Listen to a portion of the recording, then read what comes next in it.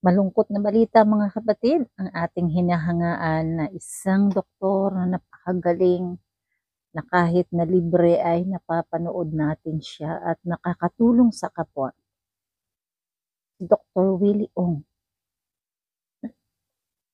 Siya ngayon ay dumaranas ng pighati, sakit na cancer. Magmula 2023 ay kanyang itinago ang kanyang sakit, baka sakaling malunasan. Pero ngayon po ay ngayong nakaraang August ay inilabas na niya sa publiko na siya ay may cancer.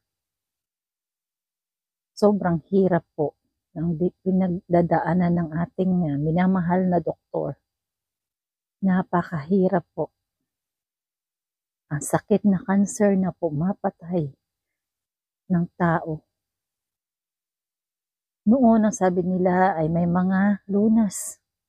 Pero siya mismo, doktor, hirap siyang malunasan ang kanyang karamdaman. So ayan nga po ay medyo malakas ang kanyang pakiramdam. Lumabas siya sa publiko, inilabas na niya kung ano ang kanyang karamdaman. Sana po ay isama natin siya sa ating mga dasal dahil siya po ay talagang sa mga uploads video niya, sa mga tutorial niya, sa mga pagtuturo nilang mag-asawa ay napakarami pong natututo. Maraming natututunang lunas. Na kung pwede lang iwasan ang mga sakit ay iiwasan. Kaya pakinggan po natin kung ano ang salaysay ng kanyang kwento mula nung nagkasakit siya. Senior ako. Wala pa ako ganang naramdaman. Pero nung birthday ko, around 8 months ago, doon ako nakaramdam ng back pain.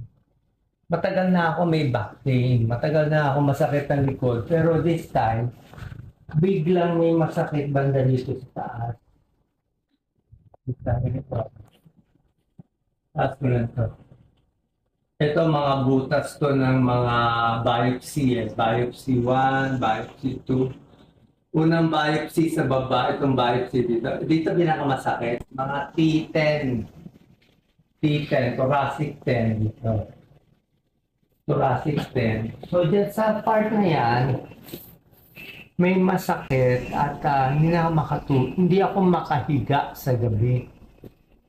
Paghiga ako sa gabi, sasakit yon. Upo ako, bumili ako ng Lazy Boy. Lazy Boy, makakatulog ako.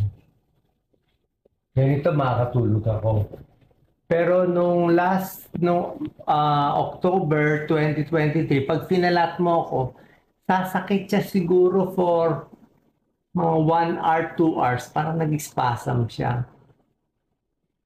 Pero pag tinulugan mo, okay lang. Pag tinulugan mo siya, kaya. So that's 8 months ago, 8 months, siguro maybe up to a year ago, doon ko napansin, pag humiga ako, masakit. Kaya ko na lang humiga sa isang gabi mga 2 hours or 3 hours. Or pag antok na nakakahiga ako. Pero pag higa ako, masakit dito. Pero isip ko, muscle pain lang yan. Matigas yung kama mo. Palitan mo yung mattress mo. So sakit siya na sakit. Ginagawa ko, pinapamassage. Masahe lang, pampalambot, stretching, ganyan. Wala naman eh. May ultrasound pa ako ng tiyan noon. 1 year ago, okay naman. Blood test, okay naman. Walang na ano. Diba? Walang nakikita. Pero ang nagtataka ko, yung back pain ko, bakit tumaas? Dati ang back pain ko dito lang sa baba.